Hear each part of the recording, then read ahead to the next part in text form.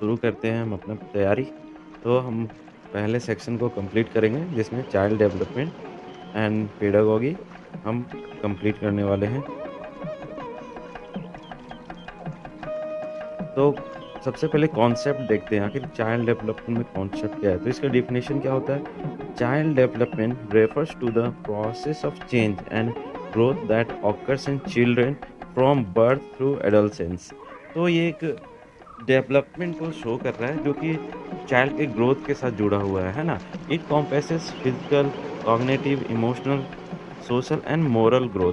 तो हमारे ग्रोथ को कई पैमानों में देखा जा सकता है फिजिकल के रूप में, कॉग्निटिव है ना? जो हम अपने अंदर संग्रह करते हैं, है ना? कॉग्निटिव रूप में, इमोशनल, सोशल एंड मोरल, ठीक है? तो इसके की डायमेंशन है ना, शॉर्ट रूप में हमने यहाँ पे सारा कवर कर रखा है, इसलिए हम बहुत जल्दी-जल्दी इसको सब कवर कर लेंगे। तो key dimension of child development, physical development, इसमें क्या देखते हैं? Growth in height, weight, motor skills and physiological changes during puberty, है ना? तो ये सिर्फ़ फिज़िकल डेवलपमेंट को शो करता है। जितने भी टर्म देख रहे हैं हम, सारा ये डेवलपमेंट जब भी हम देखेंगे तो फिज़िकल डेवलपमेंट में देखेगा, जो कि चाइल्ड डेवलपमेंट के अंदर ही है। फिर हमारा है कॉग्निटिव डेवलपमेंट, जिसमें हम थिंकिंग, रीज़निंग, प्रॉब्लम सॉल्विंग और इंटेलेक्चुअल कैपेबिलिटीज़ को देखते हैं कि आखिर इसमें कितना ग्रोथ हो रहा है, क्या चेंजेस हो रहा है। Emotional development, growth in understanding, expressing and managing emotion. तो हमारा जो ग्रोथ हो रहा है समझ में, है ना? अपने को एक्सप्रेस करने में, है ना? और खुद का इमोशन को मैनेज करने में, ये सारा एक चाइल्ड डेवलपमेंट का पैमाना है या फिर इंडिकेटर है, जिसको हम इमोशनल डेवलपमेंट में देख रहे हैं। फिर है social development, ability to interact. Social का मतलब ये हो जाता है कि हम कैसे इंटरैक्ट करेंगे एक से ज़्यादा लोगों के साथ, है ना?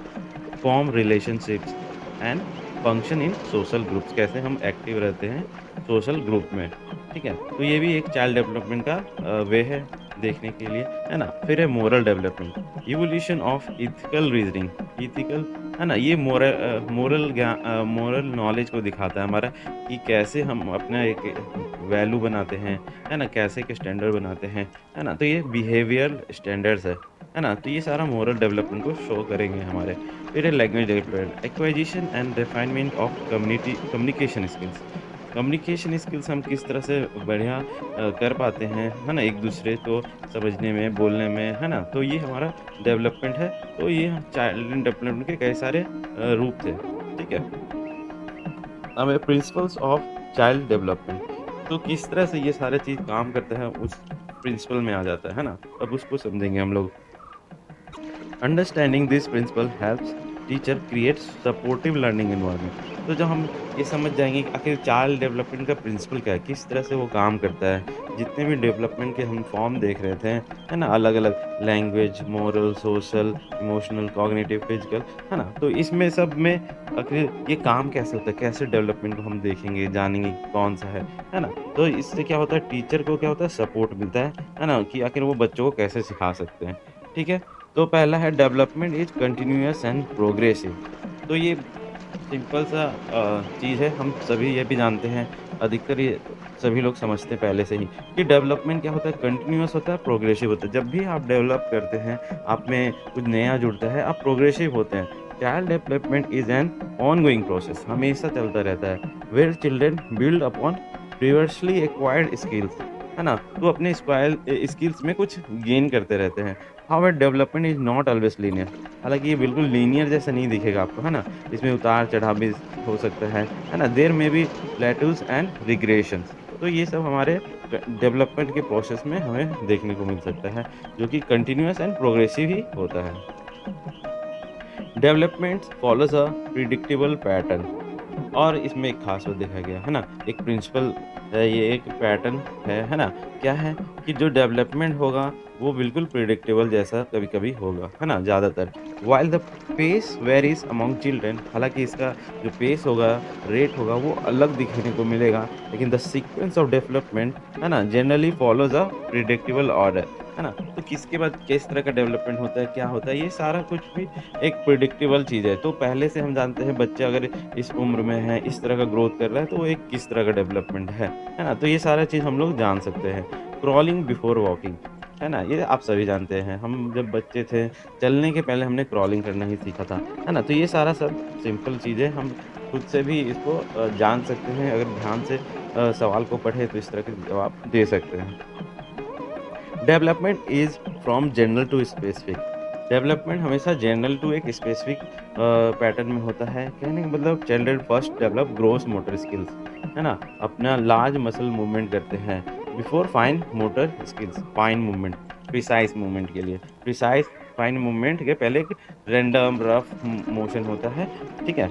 Similarly general concept preceded specific words, इसलिए जनरल कॉन्सेप्ट के साथ ही एक नए स्पेसिफिक कॉन्सेप्ट को हम लोग जान पाते हैं।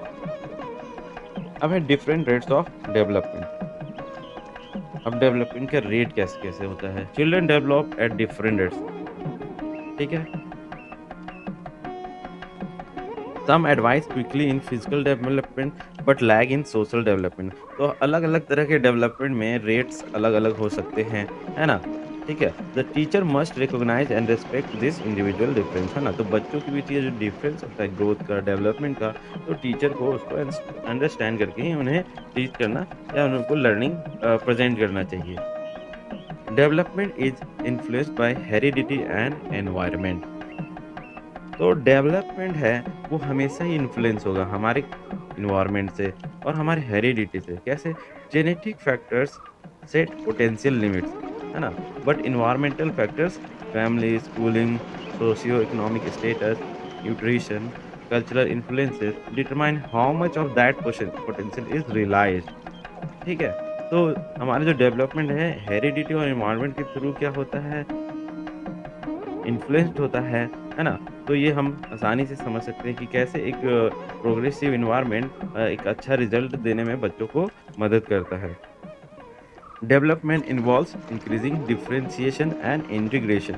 डिफरेंशिएशन और इंटीग्रेशन ये एक मैथमेटिक टर्म्स है। हालाँकि यहाँ पे ये बताने के लिए जो है कि चाइल्ड ग्रो में their behaviours become more specialised and refined and previously separate behaviours become coordinated.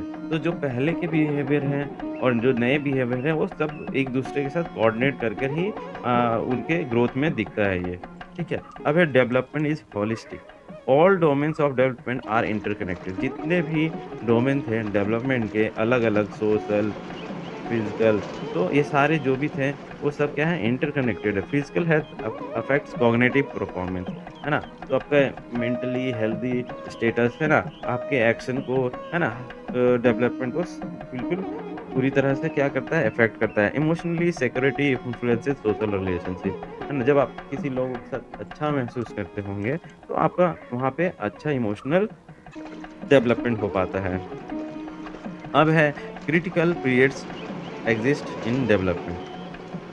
Certain periods are more sensitive to the environmental influences like language acquisition in early childhood, है ना? ये कुछ-कुछ डेवलपमेंट होते थोड़ा कठिन होते हैं, है ना? नॉर्मल डेवलपमेंट से। Missing these periods make later learning more difficult और साथ में इनके नहीं होने से भी और जो हमारा डेवलपमेंट है अफेक्टेड हो जाते हैं। तो यहीं तक करते हैं अभी और अभी मैं ये जस्ट ट्रायल स्टार्ट कर रहा हूँ। धीरे-धीरे मैं एक लेक्चर में काफ़ी कुछ कवर करूँगा और सिर्फ़ इम्पोर्टेंट टॉपिक ही कवर करूँगा।